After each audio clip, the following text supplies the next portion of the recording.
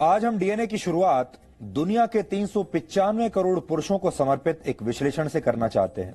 आज अंतर्राष्ट्रीय पुरुष दिवस यानी इंटरनेशनल मेंस डे है और इस दिन को मनाए जाने का मकसद होता है उन आदर्श पुरुषों को प्रोत्साहन देना जो समाज की भलाई में अपना योगदान देते हैं।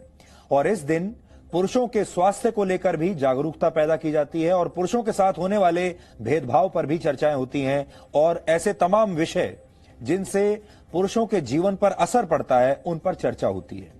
लेकिन हमें यकीन है कि आप में से ज्यादातर लोगों को यह पता ही नहीं होगा कि अंतर्राष्ट्रीय स्तर पर ऐसा कोई दिन भी मनाया जाता है जो पुरुषों को समर्पित होता है। यानी पुरुषों को खुद ही ये नहीं पता कि उन्हें भी कोई दिन समर्पित किया गया है। इसलिए जितने भी पुरुष हमें देख रहे हैं, हम उन सबको पहले तो बधाई देना चाहते हैं और फिर हम उनसे ये कहना चाहते हैं कि आज का ये जो शो है ये देश के और दुनिया के उन तमाम पुरुषों के नाम है जिनको ये लगता है कि उनके मन की बात कोई नहीं समझता, कोई नहीं सुनता। अब आप ये समझिए कि इस दिन को मनाया जाना क्यों जरूरी है। इसलिए जरूरी है क्योंकि दुनिया भर में आत्महत्या करने वालों में 76% पुरुष होते हैं, 76%। बेघर लोगों में पुरुषों की हिस्सेदारी 85% है। दुनिया में कुल जितने लोगों की हत्या होती है उनमें 70% पुरुष होते हैं। पूरी दुनिया में घरेलू हिंसा का शिकार होने वाले पुरुषों का प्रतिशत है 40। पुरुषों को मिलने वाली जेल की सजा की अवधि भी महिलाओं के मुकाबले 64% ज्यादा होती है और काम के दौरान यानी वर्क प्लेस पर होने वाली मृत्यु में पुरुषों की हिस्सेदारी 92% है, 92%। अगर महिला और पुरुष एक ही अपराध करें तो उसके लिए पुरुषों को जेल जाने की संभावना महिलाओं के मुकाबले 3 से 4 गुना ज्यादा होती है। इन सब समस्याओं के बावजूद पुरुषों के इर्द गिर्द एक ऐसा झूठ का घेरा बना दिया जाता है जिसमें उन्हें जीवन भर रहना पड़ता है। और ये झूठ का घेरा जिन विचारों और शब्दों से तैयार होता है उनमें से कुछ हैं, आपने भी सुने होंगे। बचपन से आपको कुछ बातें सुनाई जाती हैं, कुछ कहावतें होती हैं, जैसे मर्द को दर्द नहीं होता। कहा जाता है लड़के रोते नहीं। जब बचपन में ही कोई लड़का रोने लगता है तो कहा जाता है कि लड़के रोते नहीं हैं। पुरुषों को डिप्रेशन नहीं होता। डिप्रेशन में जाने वाले पुरुष कमजोर माने जाते हैं। एक ड्रिंक पी लो सब ठीक हो जाएगा, ऐसा पुरुषों को कहा जाता है। और फला चीज के बारे में बात ही मत करो और मर्द बनो। लड़कियां टफ लड़कों को पसंद करती हैं। ये सारी बातें बचपन से ही लड़कों को बताई जाती हैं। ये पुरुषों से कहे जाने वाले वो शब्द हैं जो उनके असली व्यक्तित्व को कभी उभरने ही नहीं देते। लेकिन क्या आप जानते हैं कि असल में पुरुषों के इर्द गिर्द जो घेरा बनाया जाना चाहिए उसमें कौन से शब्द और कौन से विचार होने चाहिए थे? उसमें पुरुषों से यह कहा जाना चाहिए था कि रोने में कुछ गलत नहीं है, पुरुष भी रो सकते हैं। यानी इट्स ओके टू क्राई। तुम्हें हमेशा मजबूत बने रहने की जरूरत नहीं है, कभी कभी कमजोरी दिखाना भी ठीक होता है। खुद को साबित करते रहना ही तुम्हारा लक्ष्य नहीं होना चाहिए। मदद मांगना कमजोरी की निशानी नहीं है। तुम्हें अकेले बोझ उठाने की जरूरत नहीं है और भावनाओं को व्यक्त करने का तुम्हारा भी उतना ही अधिकार है जितना किसी महिला का है। पुरुषों को ये बात समझ में आनी चाहिए और आज जो हम आपसे बातचीत कर रहे हैं देश भर के, दुनिया भर के पुरुषों से, उन्हें यही बताने की कोशिश कर रहे हैं इट्स ओके टू क्राई। लेकिन इन बातों को समझने के लिए हमें सबसे पहले उन भूमिकाओं को समझना होगा जिन्हें निभाते निभाते पुरुषों की पूरी जिंदगी निकल जाती है। लेकिन ज्यादातर मौकों पर उन्हें अपने कठिन परिश्रम, अपने संघर्षों के बदले में वो सम्मान कभी नहीं मिलता जिसके वो हकदार होते हैं। वो बहुत सारी कुर्बानियां देते हैं। ऐसा नहीं है कि सिर्फ महिलाएं ही अपने परिवार के लिए कुर्बानी देती हैं, पुरुष भी देते हैं, लेकिन पुरुषों को उसका श्रेय कभी नहीं मिलता। पुरुष का सफर एक छोटे बच्चे के रूप में शुरू होता है और कई बार यहीं से उसे कठोर और संवेदनहीन बनाने की प्रक्रिया शुरू हो जाती है। पुरुषों को बचपन से यह सिखाया जाता है कि लड़के रोते नहीं। आंसू न बहाने की यह सीख एक पुरुष के साथ जीवन भर चलती है और अपना दर्द छिपाने की यही आदत कई बार तनाव और डिप्रेशन में भी बदल जाती है। हॉलैंड में हुए एक रिसर्च के मुताबिक एक महिला एक वर्ष में 30 से 64 बार रोती है, जबकि एक पुरुष सिर्फ 6 से 17 बार आंसू बहाता है। न्यूरोसाइंस के मुताबिक आंसू शरीर से विषाक्त पदार्थ बाहर निकालने का काम करते हैं। यानी जो आंसू जहर को शरीर से बाहर निकालते हैं, उन्हें पुरुषों के लिए बचपन से ही प्रतिबंधित कर दिया जाता है। उन्हें बता दिया जाता है कि आपको रोना नहीं है, और अगर कोई पुरुष या कोई लड़का रोया तो उसे कमजोर मान लिया जाएगा, और कोई पुरुष कमजोर तो हो ही नहीं सकता। और ये भावनात्मक जहर धीरे धीरे एक पुरुष के पूरे व्यक्तित्व को कई बार नकारात्मक बना देता है। आपने भी कई बार अपने आसपास ऐसे पुरुषों को देखा होगा और आप सोचते होंगे कि ये बहुत नेगेटिव आदमी है, लेकिन शायद आपने उसकी जीवन यात्रा को ठीक से समझा नहीं। इसके बाद जब कोई पुरुष युवा अवस्था में आता है तो अक्सर उसकी तुलना दूसरों से की जाती है। ये तो बचपन से ही शुरू हो जाता है, जब लड़कों की तुलना दूसरे लड़कों से की जाती है। दूसरों की तरक्की के आधार पर उसका मानसिक, शारीरिक, शैक्षणिक और आर्थिक आकलन हर पल, हर दिन होता है। Indian journal of community medicine के मुताबिक 21 से 49 वर्ष के 53% पुरुषों के साथ सिर्फ इसलिए हिंसा होती है क्योंकि वो पुरुष हैं। लेकिन एक पुरुष का संघर्ष यहीं समाप्त नहीं होता। शादी हो जाने के बाद, यानी विवाह के बाद भी उसे घर की अर्थव्यवस्था खुद संभालनी होती है और उसे प्राइमरी मेंबर माना जाता है, और पूरे परिवार का पालन पोषण करने की जिम्मेदारी उसी के कंधों पर होती है। इस बीच नौकरी चले जाने का डर भी पुरुषों को लगातार सताता रहता है। भारतीय समाज में भी पैसा कमाने की जिम्मेदारी ज्यादातर पुरुषों को ही दे दी जाती है, चाहे वो चाहें या ना चाहें, चाहे इसे स्वीकार करें या ना करें। नेशनल क्राइम रिकॉर्ड्स ब्यूरो के मुताबिक आत्महत्या करने वाले 7% पुरुष बेरोजगारी और पैसे की कमी की वजह से आत्महत्या करते हैं। इसके बाद जब कोई पुरुष वृद्ध अवस्था में प्रवेश करता है तो भी उसे तमाम परेशानियों का सामना करना पड़ता है। भारत में करीब 1,80,00,000 बुजुर्ग बेघर हैं और इनमें पुरुषों की संख्या सबसे ज्यादा है। बहुत सारे वृद्ध पुरुषों को उनकी अपनी संतान ही घर से बाहर निकाल देती है। यानी जिन बच्चों को एक पिता एक पेड़ की तरह अपने छांव में बड़ा करता है, एक बड़े वृक्ष की तरह, वो बच्चे ही एक दिन उसे ठोकर मार देते हैं। इसका मतलब यह है कि बचपन से लेकर बुढ़ापे तक पुरुष परेशानियों और संघर्ष का ही सामना करते रहते हैं। लेकिन फिर भी हम बार बार कहते हैं मर्द को दर्द नहीं होता, जबकि सच यह है कि एक मर्द को दर्द भी होता है, उसे दुख भी होता है, लेकिन वो अपने दुखों का प्रदर्शन कर नहीं पाता क्योंकि समाज का दबाव उसके ऊपर लगातार बढ़ता रहता है। इतना दबाव होता है कि वो कभी भी अपने दुख का प्रदर्शन, अपने आंसुओं को दूसरों को दिखा नहीं पाता। और जो मर्द ऐसा करते हैं उन्हें हमारा समाज कमजोर मान लेता है। इसलिए अगली बार जब कोई पुरुष आपके सामने अपने दुख का इजहार करे तो ये मत कहिए कि लड़के रोते नहीं, बल्कि ये कहिए कि अगर आप इंसान हैं तो कभी कभी खुलकर रो लेना चाहिए और इसमें किसी को कोई शर्म नहीं आनी चाहिए।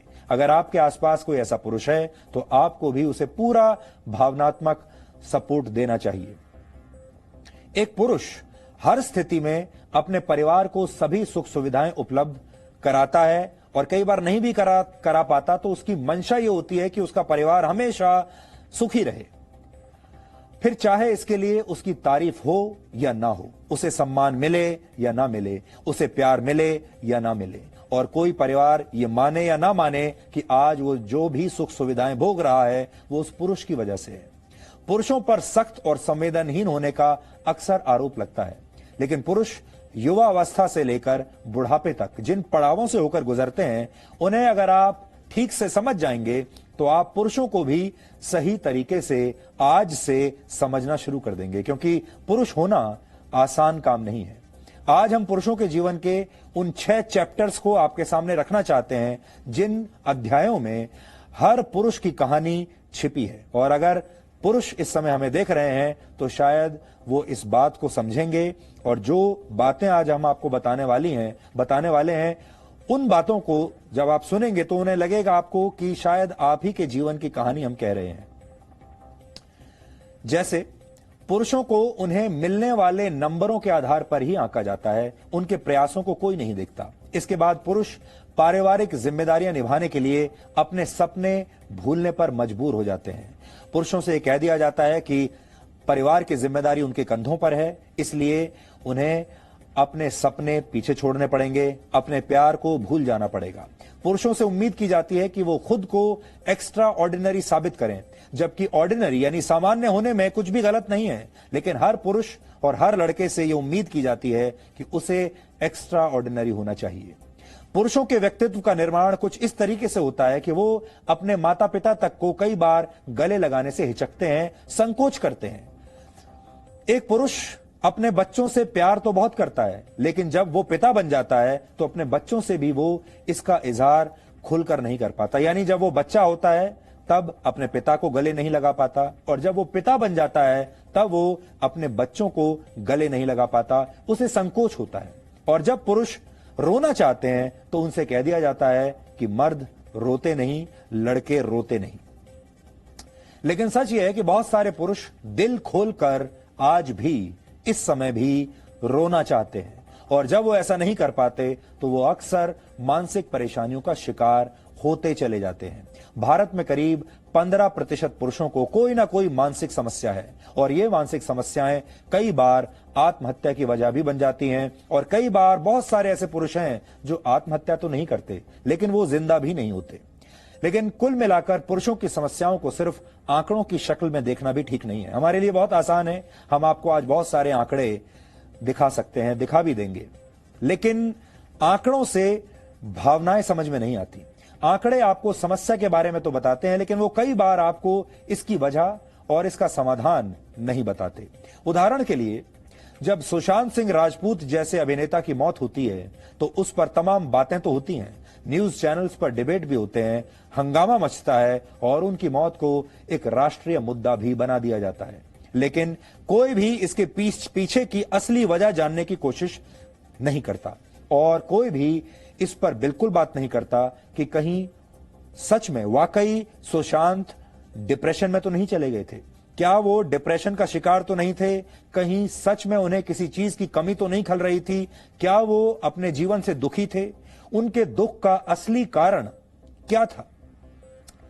जिस लड़के के पास सब कुछ था, वो सब कुछ जिसका बाकी के लोग सिर्फ सपना देख सकते हैं, जो लड़का सफल था, उसने भला मौत का रास्ता क्यों चुना।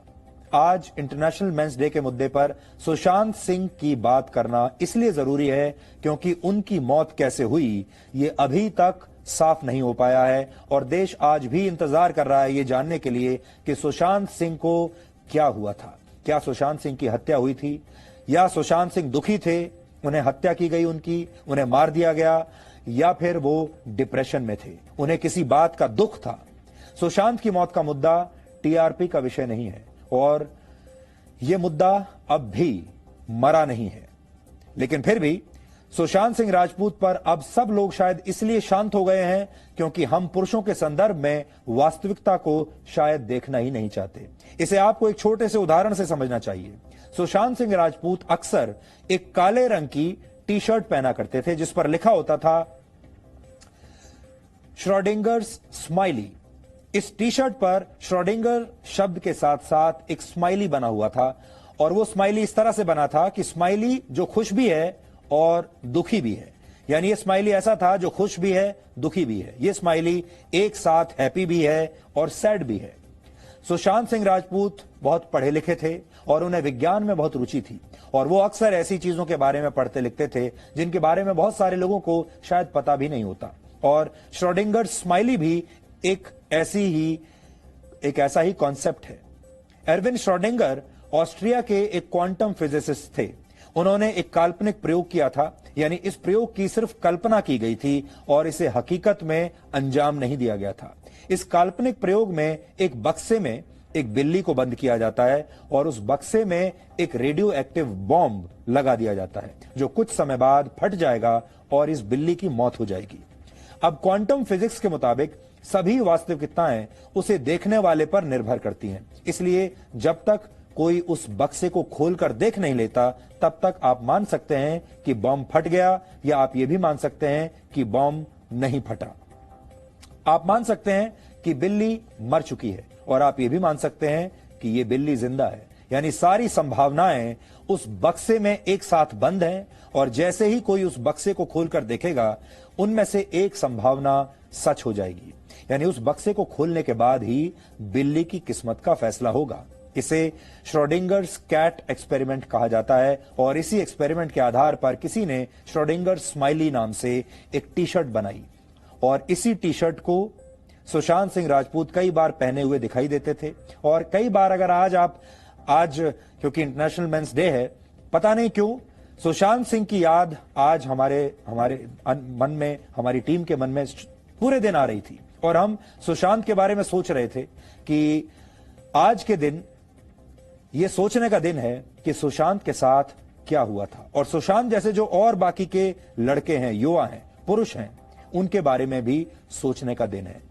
इसलिए आज हम फिर से ये कहना चाहेंगे कि सुशांत की मौत की जो जांच है वो अभी तक पूरी नहीं हुई है। देश आज भी इंतजार कर रहा है ये जानने के लिए कि सुशांत को क्या हुआ था और कोई एजेंसी सीबीआई जैसी एक ना एक दिन, भगवान करे वो दिन जल्दी आए, एक ना एक दिन ये जरूर स्पष्ट करे कि सुशांत सिंह राजपूत को हुआ क्या था। क्या उनकी हत्या की गई थी? क्या उन्होंने आत्महत्या कर ली थी? उन्हें किसी बात का दुख था?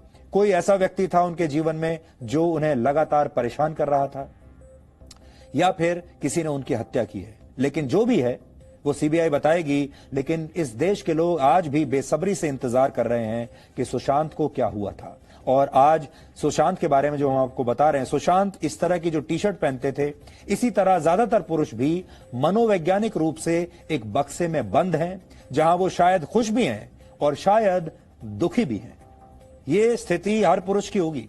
वो शायद खुश भी है और शायद दुखी भी है। जब आप उससे पूछेंगे तो कभी कहेगा कि वो खुश है, लेकिन कभी कभी ये भी कहेगा कि वो बहुत दुखी है। सच्चाई क्या है, आपको इसका पता तभी चलेगा जब आपका कोई अपना उस बक्से को खोलकर देखेगा। इसलिए आज जब डीएनए समाप्त हो जाए तो उस बक्से को खोलकर जरूर देखिएगा।